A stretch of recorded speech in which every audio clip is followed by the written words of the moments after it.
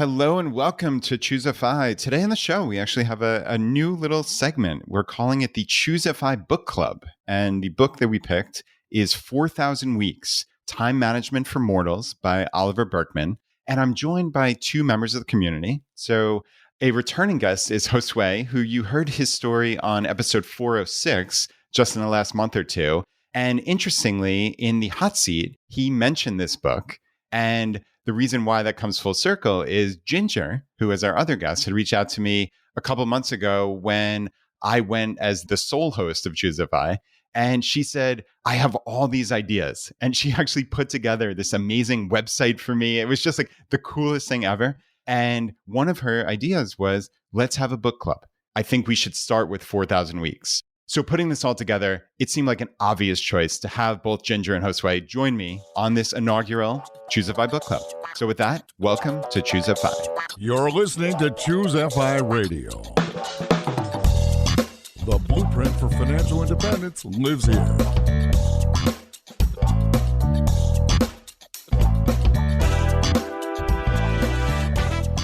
If you're looking to unlock the secrets to financial independence and early retirement, you're in the right place. Stay tuned and join a community of like-minded people who are getting off the hamster wheel and taking control of their lives in the pursuit of financial independence. ChooseFI, your home for financial independence online.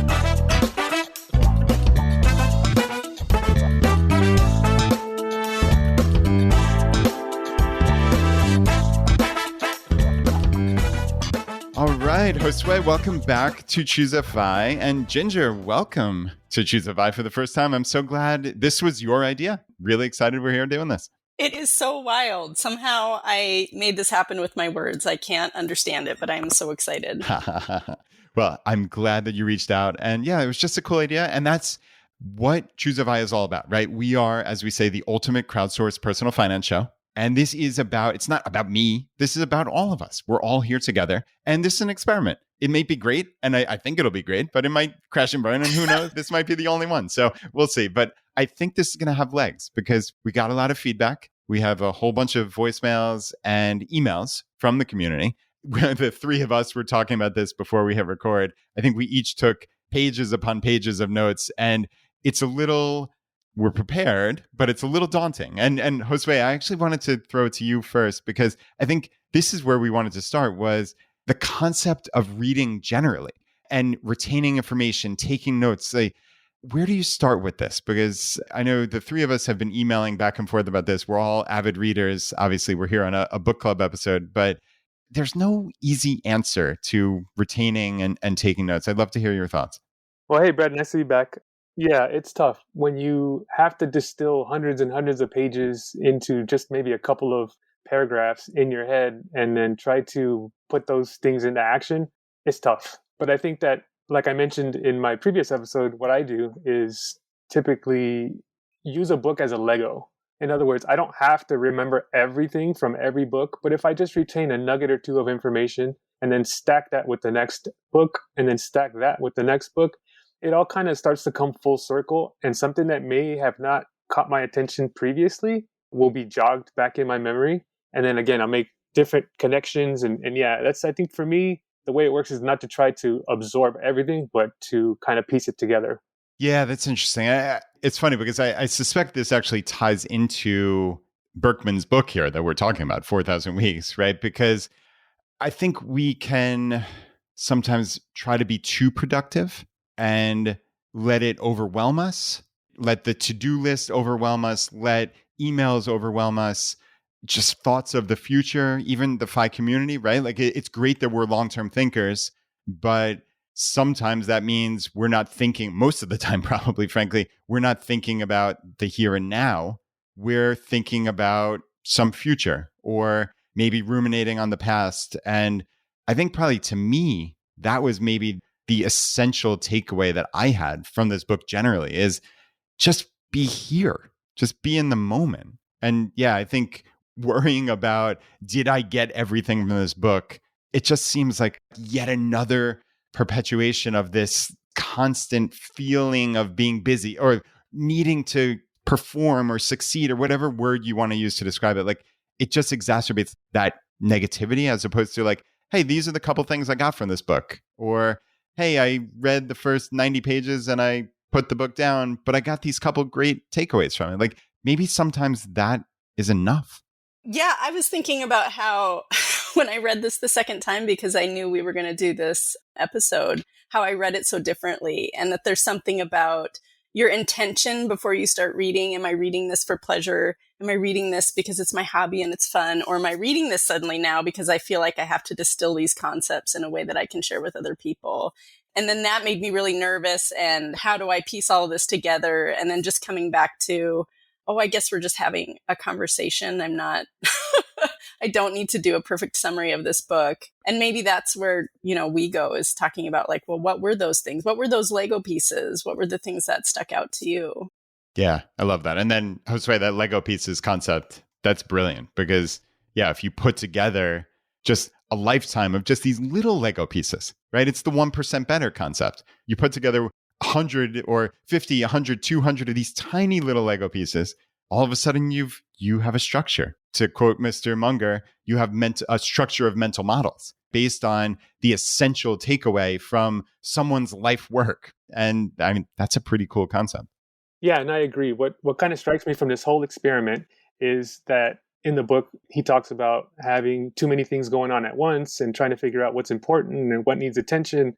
I mean, isn't that kind of what we were doing with all of our pages and pages of notes? And incidentally, while we were emailing back and forth in the lead up to this, it kind of made me realize, well, wait, why am I writing so many notes? It's almost like I'm trying to focus on too many things at one time. And of course, we can't do that. So I think for me, it helps to try to maybe just take it down to one paragraph or maybe just a couple of core ideas that can help me retain the information and be that Lego piece for the next go around and kind of set myself up for further and further construction of that gigantic tower of Legos. Yeah, isn't that funny? What an interesting trap I think we've all kind of laid for ourselves here is, the essence of this book is to not be overwhelmed, to not try to do too much. And yet, right, we each have 5+ pages of notes on it. So that's kind of interesting. It reminds me actually of, on page 77, there's a story that I guess Berkman said is probably apocryphal that Warren Buffett actually most likely didn't say this, but it's attributed to him. And it's something to the effect of like, he was having a conversation with his pilot and it was something about like priorities in essence. And Warren Buffett had the pilot list, what are your top 25 priorities? Then he had him cull the list down to, okay, now what are the top 5? Okay, well, those top 5 clearly are the ones you should be focusing on.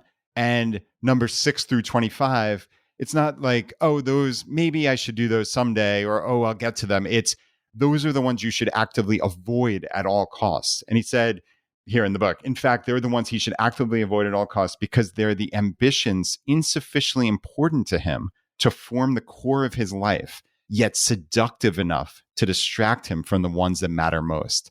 And I thought that seductive enough part, that just jumped off the pages to me is, we think we can do it all.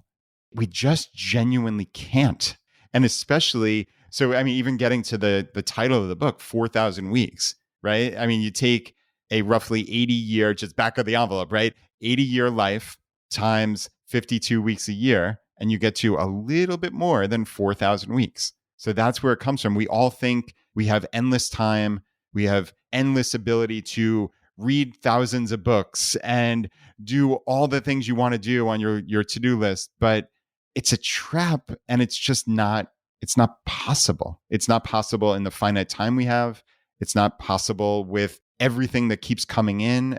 And it just seems like a trap. So anyway, I think that was a big takeaway for me, Ginger. I'd be curious what your thoughts are. Yeah, to me, that's the core of the book, is this idea that we have to make tough choices, and that we are seduced by the limitlessness, of the internet. And we want to be able to go every single place. We want to be able to read every single book, and that there's something really important about recognizing that we just can't do that.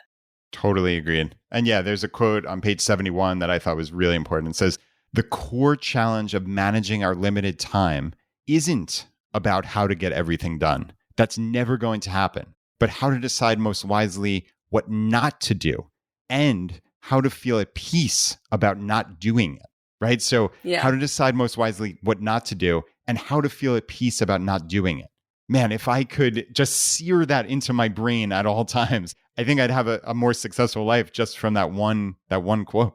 Yeah, I find it ultimately a hopeful book and a fun thing to think about. But can I bring in a listener response here? Perfect. We got to talk about Stephanie, who wrote in and was so depressed by the book. Sorry, Stephanie. Sorry we did this to you. But I think that could be a lot of people's responses. And I do understand where she's coming from, where, he talks about how we are constantly waving goodbye to all of the possibilities by choosing. And I get where she's coming from. Like, there's some grief around that and around really accepting that. But I wondered how you guys read that and if you found it to be ultimately a hopeful message or if you felt that as depressing. So reading it myself for the second time, and actually even the first time, I could kind of see where Stephanie is coming from. On the one hand, you can look at it as, well, stop trying to be perfect at everything and be present everywhere, efficient at everything, and look at it from a hopeful point of view in that you can let all those insignificant things fall away. And you can look at it as kind of being letting go of ambition, so to speak. Or you could look at it in the depressing way that it seems Stephanie might have read it in that, well, you're just kind of giving up. You're not trying anymore. You're not doing your best. You're not being who you think you are, you can be. And you're just settling to be somebody who maybe you didn't think you were. I can kind of see both sides of the coin. But I think ultimately, to me, everybody's point of view is obviously their own and is significant and is valid. But we all take, again, what we can from each book. And maybe she looked at it from a darker side of things, but can maybe flip it and use it still to her advantage as the Lego piece for the next adventure. Yeah, I think to bring it home or to give a real example, my family and I have finally saved up enough points that we're going to be able to go to Europe, I think, in the summer. Oh, wow. Mostly on points. And we're in this place now where we're like, okay, we have to make a choice about where we're going to go. We've never been. And we have a 6-year-old and we have jobs. And so that limits us in certain ways. And there's a way in which it could be really sad or frustrating that we can't go see everything. But I think instead to recognize, like, we're going to maybe go to Belgium and Belgium is going to be incredible, in part because it's not France and it's not Germany and it's not the Netherlands. Like, we're making a choice. And even if I think the instinct a lot of us have is to say, oh, well, I'll get to Germany next time, so it's not a big deal. But instead, there's something more powerful about recognizing I'm never going to see Germany actually in 2023. So I have to let that go. And that allows me to embrace more fully what we are embracing, which is being in one place and really appreciating what it is that we do see. And that's his whole thing too, right? That by making a choice, you are making it meaningful. You're making your life more meaningful, right? Rather than pretending that you can do everything, doing one thing in a, more powerful way. Yeah. And I think that stopping pretending is also really important, right? Because it's just totally unrealistic, but yet we all live with that delusion on some level, right? Like, so many of us, essentially all of us, go through life with the delusion that we can get everything done on our to-do list, or we're one life hack away. As Such I know a beautiful Berkman, delusion. They are beautiful delusions, and it's funny because as I'm reading Berkman decry the concept of life hacks, I'm thinking about that is one of our hot seat questions, and I think there's like a duality to this, and I think, like, Josue, as you're talking about with Stephanie, like, I see both sides. I really do. Like, I can see this being like a negative book that leads you to despair on some level, but I choose to look at it the other way, in that it's clarifying for me. I think that point, especially of just trying to live in the moment, and that life is a series of these moments. And he talks about, like, we are in essence time. Like, we are these moments, right? We're not the past. We're not the future. We are the now. And I know that's a little abstract, but it's true. And when you're in those moments, like, as silly as this sounds, and Josue, this goes back to your Lego concept of, like, what's the thing that I can take away from this?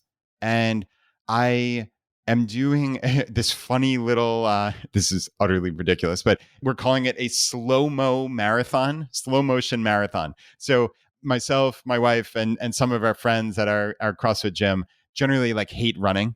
And we essentially said, okay, we're going to each run 26.2 miles from Halloween to Christmas.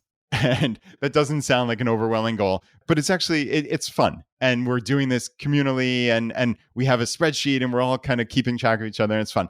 But still, every time I go out and run, and I'm in reasonably good shape. So like, there's not an actual physical problem with running, but I just hate it. Every step, I'm like, you idiot, why are you doing this? Please stop. Like every step.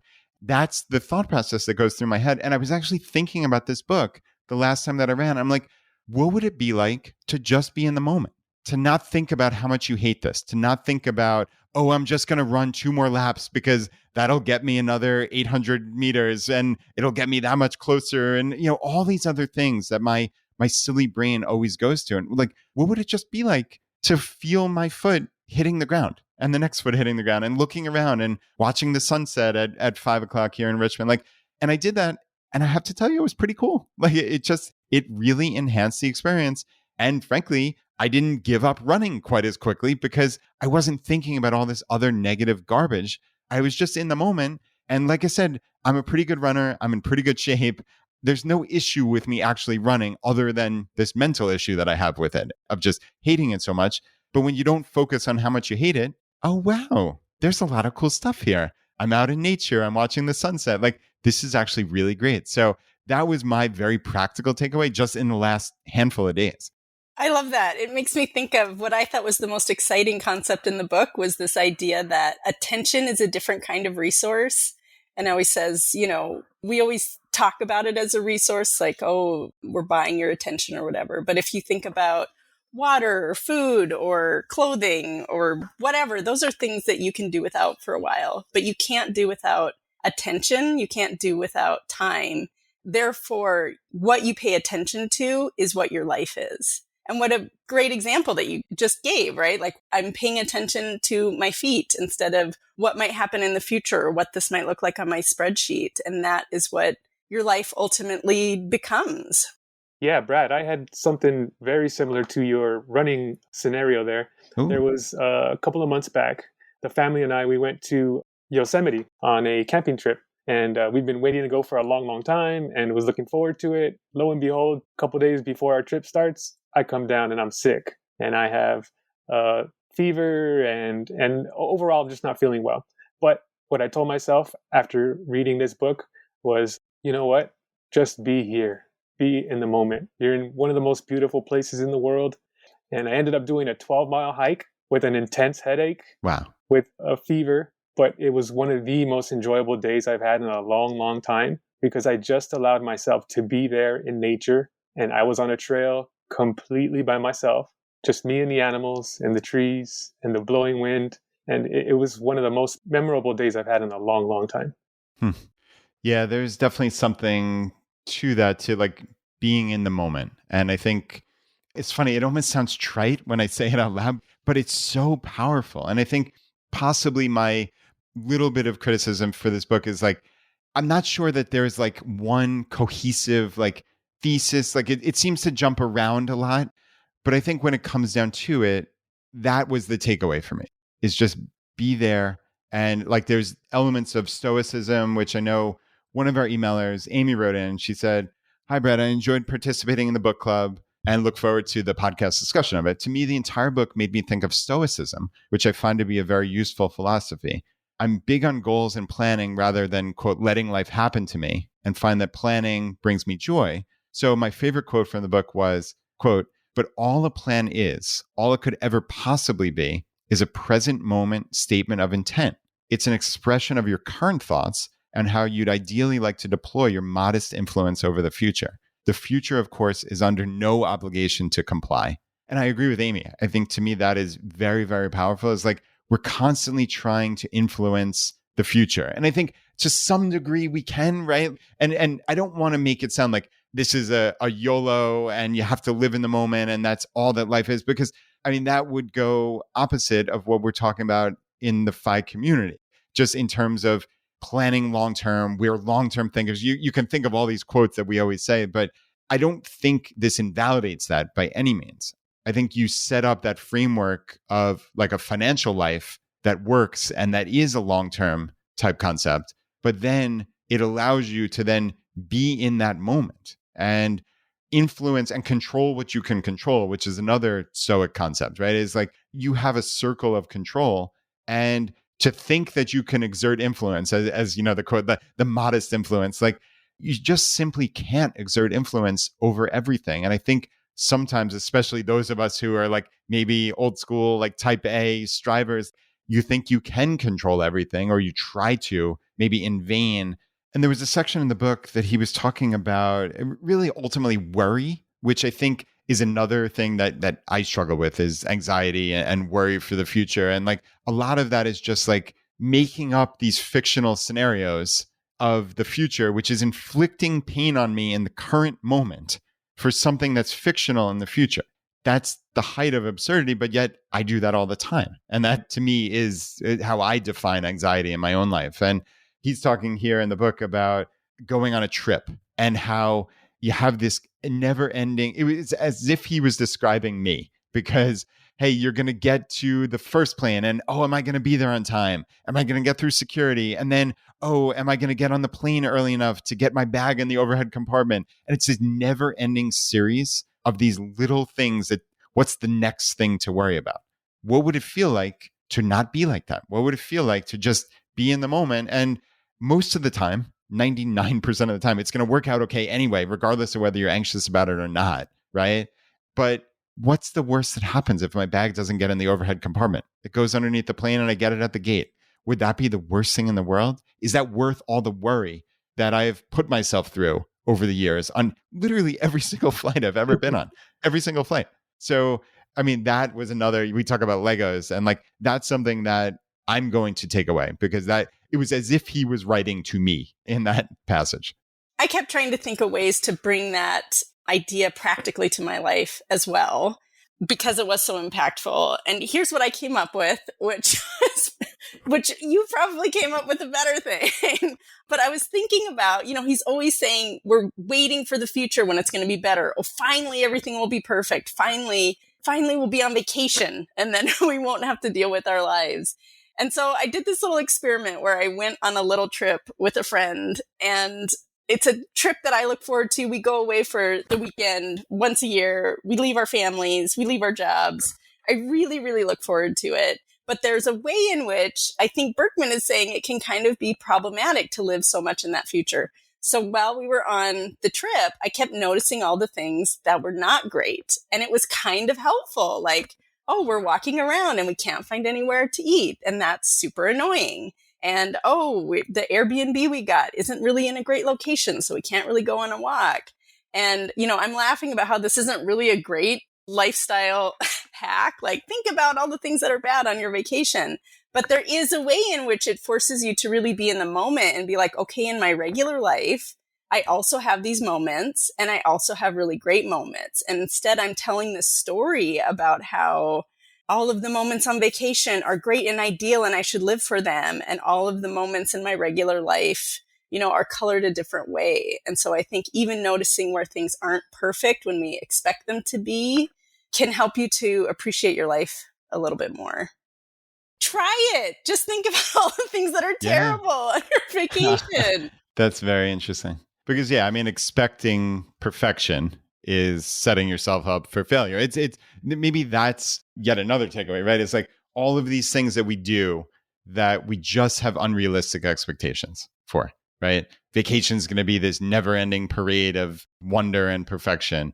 Oh, we can get to everything on our to-do list, and we can answer every email, and we'll be at inbox 0, and we'll have Zen peace forever, right? Like, it doesn't work that way. And I think for me, I'm looking for these little ways that I'm applying this book. And I think the book has been more impactful than I even expected it to be, frankly, because I do find it causing me to think a little bit differently. So, for instance, one of my overwhelms is email. And no matter what I do, like with ChooseFI email, which I love, and I ask for feedback from the community all the time, and it's really the best part of what I do. But but it's overwhelming, right? It's overwhelming. And I actually just got my brother, who listened to every episode. He's a longtime member of the FI community, et cetera. Like, he's helping me with the emails. And I thought that would, get me to this point of, I'm not going to be overwhelmed anymore.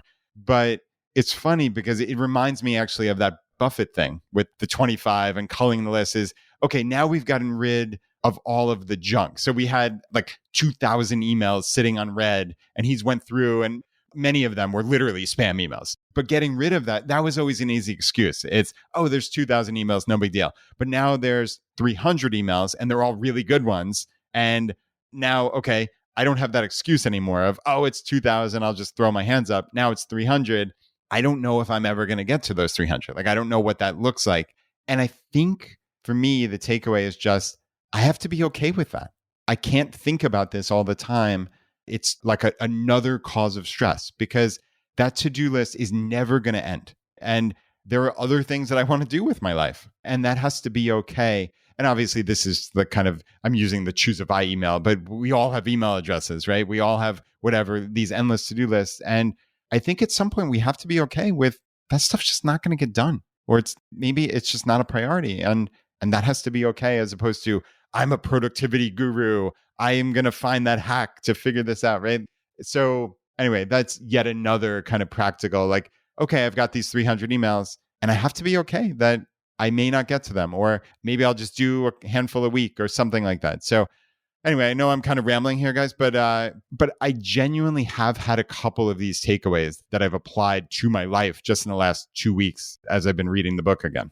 Yeah, Brad, for me, I kind of resonate with CJ, another member of the community who emailed us. And he says he loves reading, but has had a hard time doing any meaningful amount of it over the last couple of months. I've been spending my normal reading time getting sucked into mundane work-related tasks, trying to make a little bit more money, or overthinking the next financial decision to squirrel away an insignificant amount of extra savings in exchange for way too much time and stress. He goes on to say, coincidentally, this book was a massive smack in the face in bold regarding just these things. I loved how intertwined the book seemed to be with the FI movement in general, with the overarching thing matching so closely with the build the life you want to live and save for it type of mentality. Wow. CJ and I must be long lost twins or something. I really resonate with that. A lot of times, just like you just mentioned, Brad, we get stuck into just trying to get everything done, just trying to clear the decks. And it's just a never ending storm of work that piles on top of work. And then there's family, there's all the other things that we need to do in life. And I think for me, when I read this book the first time, and even more so the second time, when I get into that mindset of, wow, how am I going to get this all done? I just think, you know what? There's no way I'm going to get it all done. And that's okay. I just get what I can done, prioritize. And when it's time to stop working, say it's 5 o'clock, it's 5 o'clock and work is over. And now it's me time. And it's family time. And I've been trying to really focus on that as much as I can. Yeah, that's great. Berkman had a quote early in the book that said, the world is bursting with wonder, and yet it's the rare productivity guru who seems to have considered the possibility that the ultimate point of all our frenetic doing might be to experience more of that wonder. And yeah, it kind of ties in with what she's saying, like, hey, what is my life here? Is my life spending time with my family? Is it doing things that I want to do? Or is it getting to the bottom of that to-do list, that never-ending to-do list? Like, it's pretty obvious once you actually think about it, but we don't think about it, right? Like we talk about these life hacks. And it's funny because then the next note I have here is that Berkman hates life hacks. He says, note the curious suggestion in the term life hack that your life is best thought of as some kind of faulty contraption in need of modification so as to stop it from performing suboptimally.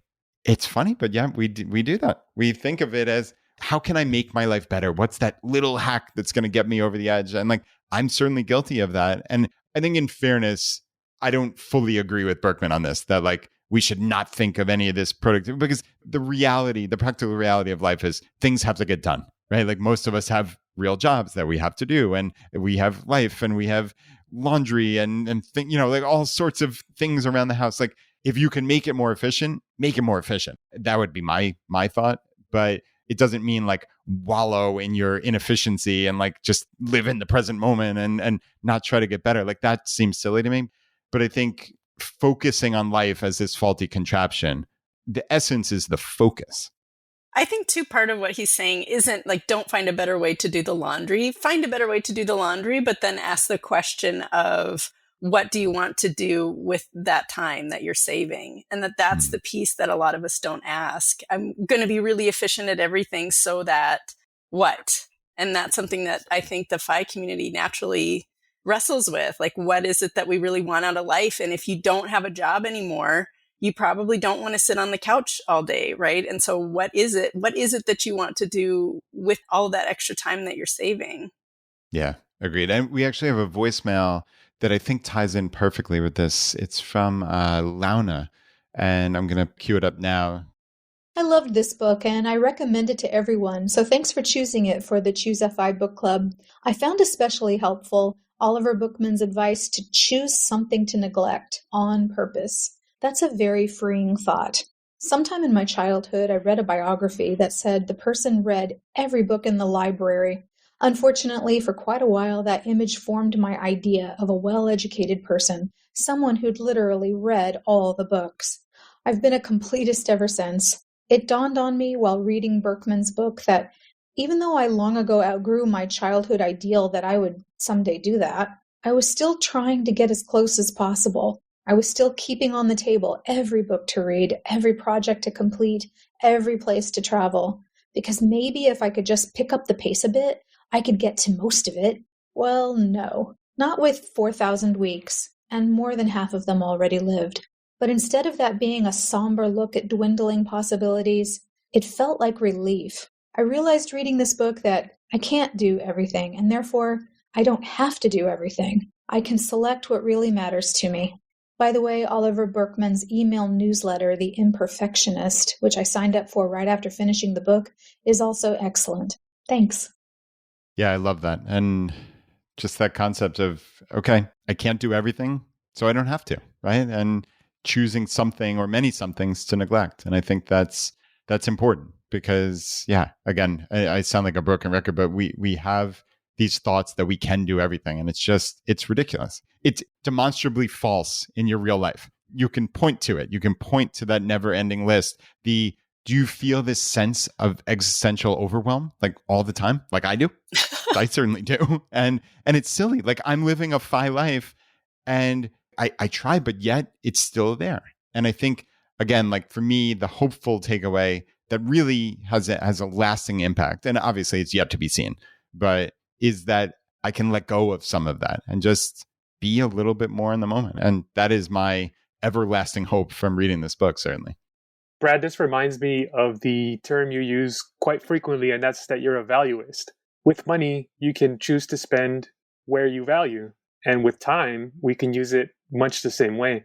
Instead of, hey, I need to do everything and be good at everything and be everything to everybody, I can choose where to focus my attention, where to focus my thoughts, and where to focus my energy. And I think that as long as we can reframe it in that light, we can all benefit from this book. Yeah, I like that. I like the concept of being a valuist around time, right? And understanding there are choices that need to be made and there's opportunity cost to every choice that you say yes to also. I wanted to cue up another voicemail from Shelley, also about the concept of time, but in a slightly different light that Berkman talked about. Hi, this is Shelley in Fort Townsend, Washington. I would say that 4,000 Weeks was one of the most impactful books I've read this year. I have read many, many time management and productivity books, and it really took a whole different tack. It's a really short read, and I highly recommend checking it out. The thing that it did for me was just turn the concept of time a little bit upside down for me. It reminded me that time is a very recent construct, going back to how the peasants viewed time during a pre-industrial revolution. The thing that I found most fascinating was the discussion of how shared time is important in our community. It was fascinating to read about how the Russian government experimented with changing up the work week so that friends and sometimes even family members didn't have the same days off. It really made me think about how my flexible time lifestyle, which I have worked hard to achieve, doesn't allow me time that my friends have available. And my partner is a digital nomad, and sometimes we don't even take the same lunch break. So we have to work hard to find time to spend with others. I will close in saying that it has made me appreciate even more my weekly yoga class because it feels like sacred time that all of us make to come together at one time in one place.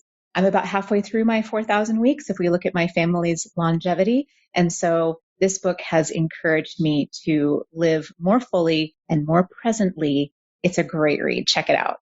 Yeah, that's a great voicemail from Shelley. And actually, there were two quotes here from the book that I wanted to quickly touch on because I think it ties into the FI community also. And Berkman said, as with money, it's good to have plenty of time, all else being equal, but having all the time in the world isn't much use if you're forced to experience it all on your own.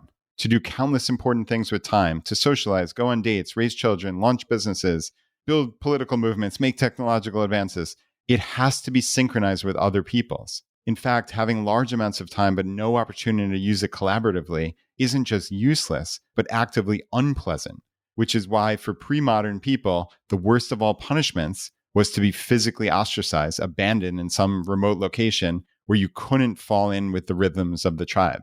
And I wonder if there's some takeaway here for the FI community and people who are maybe on that retire early side. I know we don't focus that much about it, but I think about my own life and okay, in theory, I have control over my time, but I certainly don't have control over my friends' times and like what other people are doing on a Tuesday afternoon at 1 p.m., right? And it sounds great to have all this freedom, but there is some aspect of that synchronization that I know I've seen in practice, that there is some aspect of loneliness in that, like if you're the only one doing this, which is why, some aspect of, hey, can we build communities of people who are pursuing financial independence? I know that's a little pie in the sky, but are there things you can do to be around more people with flexible time schedules? I think that, again, that I don't have an answer to that certainly, but that was something I thought of. And yes, Shelley mentioned that passage in the book, and it's too detailed to go into now, but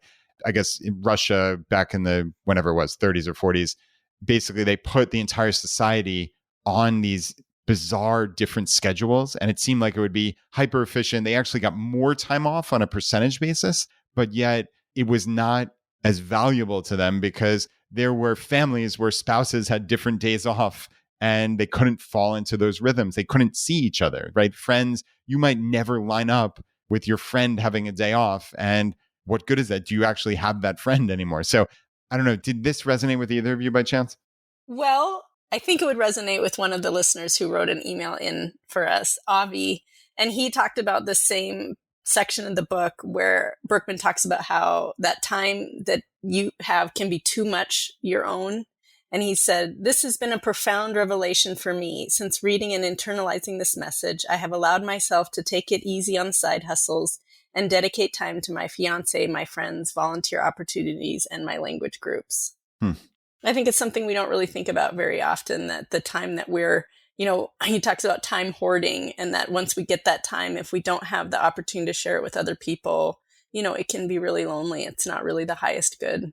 Yeah, and I wonder if the takeaway is maybe even like a slight nuance of just how important spending time with other people is. I'm thinking about, there's a section here about digital nomads in the book, and they're talking about a fellow wanderer, quote, burst into tears in a small suburb in Japan, watching families ride their bikes together in a park, as it dawned on him that his supposed freedom, his theoretical ability to do whatever he wanted whenever he chose, had put such ordinary pleasures beyond reach. And I know that's an especially stark example. We're talking about a digital nomad who's just kind of traveling around aimlessly. But yeah, I wonder if there are some takeaways, and every person is going to be their own situation, obviously. But I think about Brandon, the mad scientist, who him and his wife, Jill, thought they were going to travel for months and years at a time. And they realized that what they really wanted was that day-to-day life, that life in a community where they had friends and family around. And again, like I said, everybody's going to be different. And this is not to imply that being a digital nomad or traveling the world is like an empty existence by any means. But I mean, humans really are these communal animals to a large degree, and trying to set up a life where you can see family and friends more often. I think there's great value in that. I know I've seen that personally. So that I think that's why this is so impactful for me. All right. And we definitely want to get as much of the community feedback in as possible here. So I'm going to we have a couple more voicemails. Let's cue these up. So we have Josh calling in.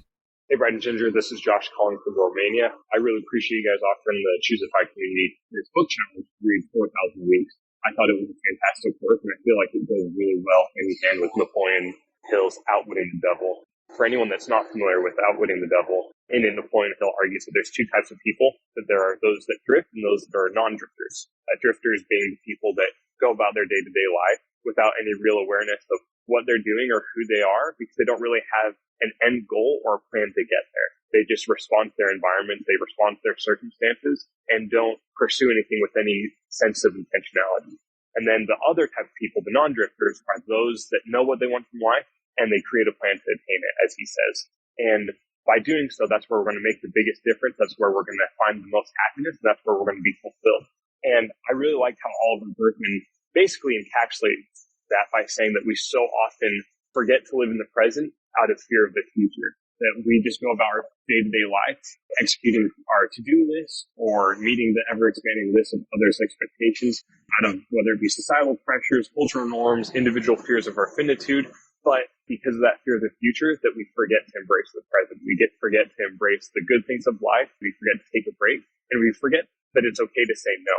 And that by setting boundaries, by embracing the present, by kind of knowing where we want to go with life, we can begin to awake to our current state and deliberately take action towards the life that we want. By both having a plan for the future, but enjoying the present as a way to get there and also as an end of itself. And Napoleon Hill says the major difference between the drifter and the non-drifter is the prerogative right to each use his own mind and think for himself. And I just thought these books really go well with the ChooseFI community, with the principles that Jonathan, Brad, you guys have taught throughout the years of enjoying the present and not forgetting what we have at hand right now, but that we can operate from a position of strength and not of fear as we move forward, hopefully to have a better future for ourselves and our families. And that by not drifting, by being definite in where we want to go in life, that we can have the biggest difference, both in the now and being happy with what we have, but then also setting ourselves up to have a happy future. Anyways, thank you guys a lot for this fantastic book, and I'm really excited to hear what you guys have to say about it. Thanks, y'all. Bye. Yeah, Josh, thank you for calling in. I know Outwitting the Devil by Napoleon Hill is certainly one of Dominic Cortuccio's favorite books. He's mentioned that on the podcast. We actually have Dom coming up here in a couple of weeks in early January to talk about your bold move for the next year. So, but yeah, that concept of drift, I think that's another one. And I'm glad that Josh tied that together here. It does seem like these are linked in the sense that like maybe drift feels like just going back to that to-do list and just kind of, it's funny because right on some level, it seems like it's anti-drift in that like you're actively trying to get everything done and you're taking action and you're being intentional. But I don't think it's that at all. It's, okay, I haven't actually applied any thought or scrutiny into, are these things actually important? Like, what am I doing? Am I just checking off things on a list versus, oh, wow, again, going back to that apocryphal Buffett thing of like, what are my true priorities? Yeah, I think in this scenario, the drift is I've done the life hack so that I have a really good system for doing laundry. And when I finish it way ahead of time, I scroll on Instagram for an hour and then feel really bad about myself. Yeah, I can relate to the whole drift principle. Anybody who's heard my episode would kind of remember that that's kind of how I felt. Even though I was leading a perfectly good, normal suburban life, I just kind of felt like there was nothing intentional about it. And after listening to ChooseFI and getting inspiration from the community and everybody else, I now feel like I have a framework, an operating system for how to move forward. And even that helps me to prioritize. So as an example, if my goal is to reach FI and to reach it as quickly as possible, I can set aside my family and work super long hours and get all the promotions in the world and do all this and that. Or if I'm telling myself what's really priority number one for me is my family, well, I can just be a little bit more intentional with my time and with my money. I can still reach FI and I can do both things concurrently. But again, setting aside work for work hours and family time for family hours. Yeah. And yet another thing with the drift is this present moment, and maybe even like doing things for their own sake, or doing something for its own sake. And I know Berkman talks about this in a couple of ways. He says, in a world geared for hurry, the capacity to resist the urge to hurry, to allow things to take the time that they take, is a way to gain purchase on the world, to do the work that counts, and to derive satisfaction from the doing itself, instead of deferring all your fulfillment to the future. And another quote was that really ties into this is, we might seek to incorporate into our daily lives more things we do for their sake alone, to spend some of our time, that is, on activities in which the only thing we're trying to get from them is the doing itself. And another word for this would be a hobby, right? But like, even think about like hiking. And this was an example that Berkman used, which is, in all likelihood, you are walking out to a certain point, doubling back and coming back to that starting point. So that means, in essence, the hike is just for its own purpose, right? And being out in nature and seeing things and enjoying. And you may have walked 1 mile, 10 miles, 20 miles, but you're right back at that starting point. So clearly it wasn't about the movement necessarily to get to a point, right? It wasn't about some type of transportation, but yet many of us, millions of us, go out for hikes fairly often. Like, there is something in the essence of itself. And I know he talked in here about like Rod Stewart actually like building model trains, which I thought was really cool. And like, it was just like a neat thing. And it's like, and he even said something about the hobby. He said, quote, "It's fine and perhaps preferable to be mediocre at them." And it's kind of tongue in cheek, the preferable, but like Rod Stewart was saying, like, he's not great at building these model trains and worlds, but he's been doing it for decades. And it's a craft. It's something he can, I suspect it's a flow state for him. What is a flow state? It's being in the moment. It's not thinking about something outside. It's just concentrating on that task and being fully present. And I don't know about you guys, like I'm not able to like tap into flow states very often, but when you do, you just remember it. Like, there's something magical about it. And maybe, just maybe, it's as simple as that presence. Yeah, Brad, I know for sure when I'm cooking is when I feel that flow state. Nothing else matters. I kind of just get in the zone and I enjoy it thoroughly. And I think that the process of doing it involves all of my senses. And then the reward at the end is when everybody likes the food that I made. Yeah, that's cool. Yeah, there's just something magical about a flow state. And yeah, that way outside the scope of what we're talking about here, obviously. But yeah, I think just being there, being in that moment, not thinking about something else. Like, again, like I said, it's just great power with that. I don't think it's way outside the scope. I think Nice. it is right in line with what Berkman's book is about. And I would put the recommendation out there to anyone who hasn't read it. Finding Flow by, I think you say, Mihail Csikszentmihalyi. Have you read that book? I have not read it. I've heard about it many, many times on podcasts, but I've never read it. It's a great book. He talks about how flow happens on sort of this XY axis. And on one axis is your ability, and on one is the challenge. And so to reach that state, you have to both do something that's a little bit hard and that you have the skill for. And so as you're thinking about how to get into that state, right, it has to have both of those things. Like, do I have the skills to do this? But you don't want to be too good at it, right? There has to be that challenge piece, or you won't be able to get into that flow state. And so that's one of the roles that hobbies can play, because like he said, it's better if you're not good at it, because then there's a little bit of a challenge, right? And that helps us to get into that state. Yeah, that's interesting. I'm thinking, going back to my silly example of the emails, is right, having a challenge, but it not being too overwhelming of a challenge, right? Like, if I recollect correctly from the hearing podcasts about flow, yeah, it's that realistic challenge. It's not obviously going out and climbing Mount Everest tomorrow. You're not going to get started, but like, is there something that you could challenge yourself with that's just outside of like something that would be difficult? Because, right, like, that feels good. And I think it goes back to another thing that makes us human is like, we do want to strive for things. We want to have some level of mastery, right? And we want to achieve things. Like, I don't think that's wrong. Like, I don't think that is counter to the be in the moment Berkmanism, but I think trying for things, trying to gain new skills, like that, to me, there's value there. And again, I don't think there's any antagonism between what Berkman's saying and what I think about that. But it is interesting, right? Like, and there is this continuum of being in the moment and I don't know, like striving or thinking for the future. And maybe do you think I'm overthinking this on some level? I don't think you're overthinking it at all, Brad. I think, again, we kind of each take what we can from not just the books, but the principles that we hear about. And the flow state for me is just like you said, is something just outside of your abilities, something that's just a little harder than you, but then what you did yesterday is challenging you today. And I think every day is like that for us. As a parent, I know for myself, we don't get some master guide on how to be the perfect parent when we have kids, right? Every day is a learning experience. And an infant is different from a toddler, is different from a teenager, and so forth. And so I think at all times we're in the flow state, even as parents, where we're doing something that's just a little bit outside of our abilities, but that we are more than capable of handling. So I think it's just a matter of perspective. Yeah, I like that.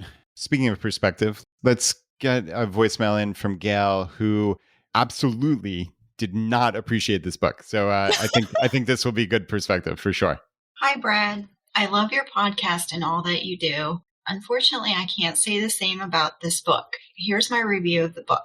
I actually hated this book. This book is a continuous stream of criticism. The tone of the book is dripping with disdain, and in my opinion, the author is overly critical of everybody, everything, and every idea.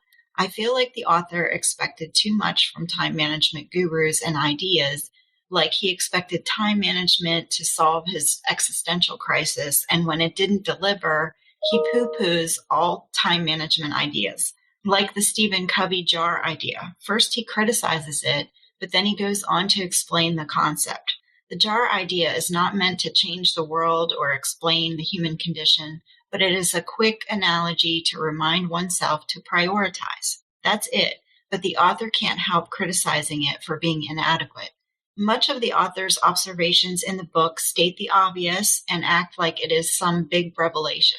I liked his observation that childhood is valuable for its own sake and not just as preparation for adulthood, but frankly, I thought this observation was obvious. There seems to be no core beliefs like God, family, relationships, service, etc. that come through in his writing. Rather, in a word, the book seems nihilistic. The book is all over the place in its topics and observations. At one point, he even brings in Alcohol Anonymous, and I'm thinking, why? The author flutters around the whole book, jumping from random thought to random thought, pulling in quotes from philosophers which sound deep, thoughtful, and clever, but with no core belief and his nihilistic tone, he offers me no helpful insights and leaves me slightly depressed. Some positives about the book: the research is good and it is obvious that the author is well read, and he is an eloquent writer. Unfortunately, I can't say that overall I enjoyed the book. I just wanted to give my perspective on it, and thank you for listening and for all that you do. Whoa! Wow, Gail, I do appreciate that perspective. I also think, when you bring up I also really loved that passage about parenting and how the purpose of being a child is being a child. But I think you're giving us all too much credit to say that's obvious.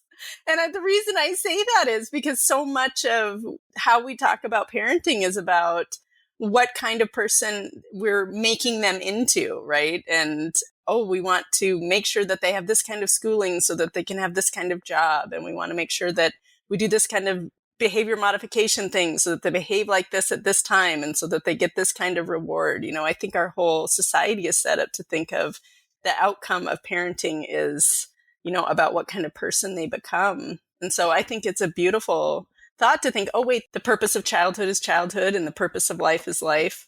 And I love that that was obvious to you, but for some of the rest of us, we need that pause to think about that. Yeah, I certainly can see some of Gail's criticisms, unquestionably. I think at times, well, at first, I didn't think it was especially nihilistic. That didn't jump out to me, but the book did seem disjointed on some level. And I feel like I could have just picked it up at any point, at any chapter, which might be a positive on some level, and might be a negative. Like, it wasn't necessarily like this one storyline, this continuity through. It was just different points in essence.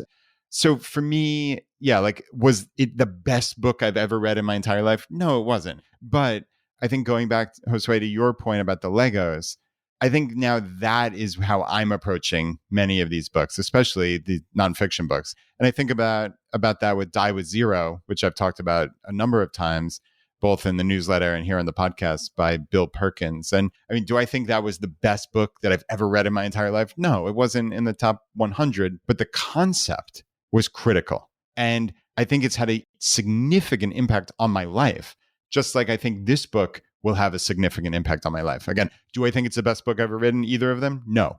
If I was the editor, would I have changed some things? Yes, I absolutely would have. But to me, that doesn't make the experience of reading it, or really the takeaways, any less valuable. And I think that again is when we talked at the very beginning of this podcast of how are we reading books? How are we taking information away? Like, that's what I'm looking for at this point. It's like these couple of things that I can actually apply in my life. Because Josue, as you said, like the concept of ChooseFI is taking action.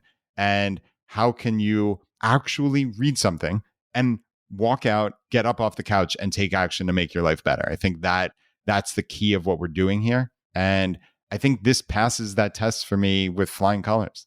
Side note, I love that she hated the book and kept reading it. Yeah. I really do think that's awesome because, part of our discussion is like, well, how you spend your time shows what you value. And so there's an argument to be made for if you're not enjoying the book, go on with your life and do something else. But I think there's something so valuable in saying, like, I don't agree with this perspective.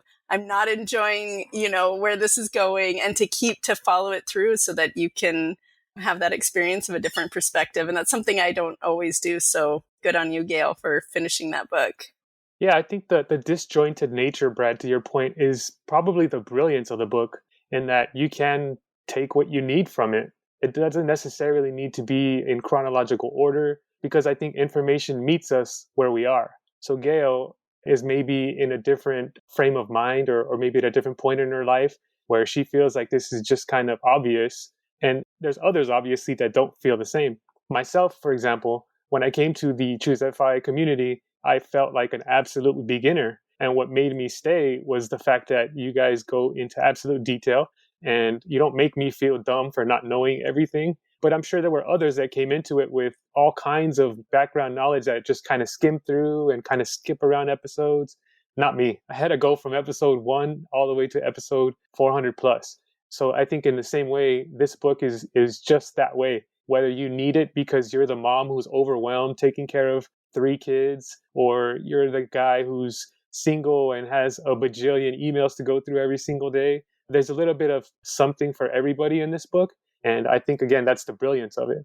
And yeah, I think each of us with that, as you said, Josue, like we're each going to take away what fits in our life right now. And that might mean, frankly, like Gail might read this down the line, and I doubt it, but and it might mean something different, right? And there might be takeaways, but I think that taking action is the critical part. And we did ask in the FI Weekly newsletter for what are the actionable steps does this book inspire you to consider, or what action did you take in essence after reading this book? And we did get some significant feedback here. So why don't we each just kind of go through our little doc here and read a couple of these?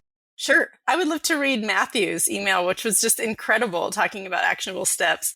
He says, I just finished reading 4,000 Weeks, and to say it was transformational for me is an understatement. I felt myself doing the mind-blown meme almost every chapter as I was having subsequent epiphanies about how small and pointless some of these things I grant so much weight in my life actually are.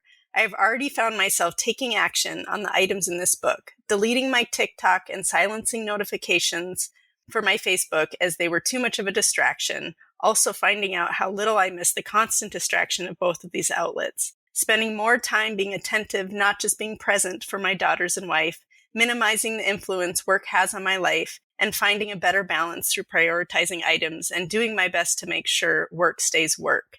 It is no wonder I have bought into this community from the moment I started listening. It is not just finance, but life-changing, actionable tips and advice that truly has made an impact on my life. Yeah, that's great. Thank you, Matthew. And Freda also wrote in with some actionable steps, and she says the book made her realize that she needs to enjoy the journey more and make time for things that are more important to her and her happiness. The work-related actionable steps that she's taken is not multitasking and saying yes to everything, because that was just adding to her stress. She says not instantly replying to every email at work because she's one of those inbox zero people, but not so much at home. She says, folks hit me up at work all the time as they know I will respond to them and get them the answer they need quickly, but this keeps me from focusing on the important things. Two more things, she says: patience, enjoying the journey instead of rushing through to the next item on the to-do list. And last, which I really, really love, is battling my perfectionism, the Pareto principle. It doesn't have to be perfect. I was struck by the story of the architect who destroyed his designs for a mosque, as a mosque would never be as perfect as it was in his mind. Done is better than perfect. That's awesome. And Katie wrote in, I'm currently working through the exact topic of this book, admitting to and being okay with the fact that I will not be able to address every little thing. My inbox has exceeded my capacity, and that's okay. What I do need to do is communicate this information to my team so that they can let me know if there's something of high priority, and then prioritize, stick to that list. And when it's time to shut down and go home, it's time to shut down and go home. It's liberating and it's scary. I've got more work to do, but this book couldn't have come at a more perfect time. When the student is ready, the master will appear. Dante says a small part towards the end of the book, maybe a paragraph or two, how people think that their schedule is what society needs to follow in the case of sitting in traffic. I am definitely guilty of this and will probably be the action item I will try to incorporate first. Being more flexible in general and not getting angry or upset when those around me don't have the same urgency that I do. And Kate also wrote in with an interesting one. She says, another thing that I discovered in this book is that in order to slow time down, we must fill our lives with new experiences, as often children feel in their early stages of life. I actually heard this through another podcast, but did not consciously remember it until I read it here. And what I found reassuring is that we don't need to spend money on exotic vacations. What we need is to go to our local park or neighborhood and just notice how it changes with every season, finding wonder in the little things. I started practicing awareness with my two little boys, as it's often too complicated to go far from the home base. We started bird watching, identifying trees and animals that inhabit our favorite Central Park, and all these experiences are rather magical and simple. All right. Well, this has been a lot of fun. Ginger, thank you so much for coming up with the idea. I think it's safe to say we will do this again in the future. And we have to we're certainly will take input from the community on what book to pick in the future. I have some ideas, but I would love to hear what everybody thinks. And there will definitely be a round two. So in closing here, why don't we talk about our actionable steps? I think I've kind of already done this a bunch throughout the episode, so I don't necessarily want to repeat myself. But I think just for me, it's that being in the moment and trying to be okay with just not getting to everything. That is, it's not practical, and it's not even the goal. I think for so long, it's been my goal to get everything done, to be super productive. And I think if I can walk away from this with that not being my life's goal anymore, like that seems like maybe the most impactful book I've ever read in my entire life, if I could just take away that one thing. So that is a work in progress, obviously, but I'm very, very hopeful. I legitimately am. So yeah, this has been an important book for me, without question. I would say, to me, the most important quote was, what you pay attention to will define for you what reality is. And so that's one of my big takeaways. And then I'm really trying to bring home, one of the things I'm trying to do is to complain less, because I think I get in the habit, it becomes kind of a habit, is to whine about things in a way that is changing the story of how I view my life. And so if my attention is going to be what my life is about, then I want to really make sure that I'm putting my attention on things that are hopeful and good. Ooh, you may have indirectly hit on a book we do for a future book club, which is one of the most important books I've read. Is a book called A Complaint-Free World. It's by the author Will Bowen. I had heard him years ago, I think on the Tim Ferriss podcast, and I'm 99% sure he was on Paula Pant's Afford Anything. And it's just an incredible book that basically, it's like once you've seen it, you can't unsee it. What passes for conversation is ultimately mostly people complaining about little grievances, right? I will read it. You should read this. It's a really great book. So the biggest takeaway for me is that, and actually I have a quote here that I can read that kind of summarizes it better than I could ever say it. He writes, although another way of making the point that giving up hope doesn't kill you, as Jensen points out, is that in a certain sense, it does kill you. It kills the fear-driven, control-chasing, ego-dominated version of you. the one who cares intensely about what others think of you, about not disappointing anyone or stepping too far out of line, in case the people in charge find some way to punish you for it later. You find, Jensen writes, that the civilized you died. The manufactured, fabricated, stamped, molded you died. The victim died. And the you that remains is more alive than before, more ready for action, but also more joyful, because it turns out that when you're open enough to confront how things really are, you're open enough to let the good things in more fully too, on their own terms, instead of trying to use them to bolster your need to know that everything will turn out fine. And that's a perfect encapsulation, because that's, like you said, Brad, I think you and I are similar in a lot of ways in that anxiety of wanting to be everything for everybody and getting everything done and worrying about the future and all that stuff. It's okay to just let it go.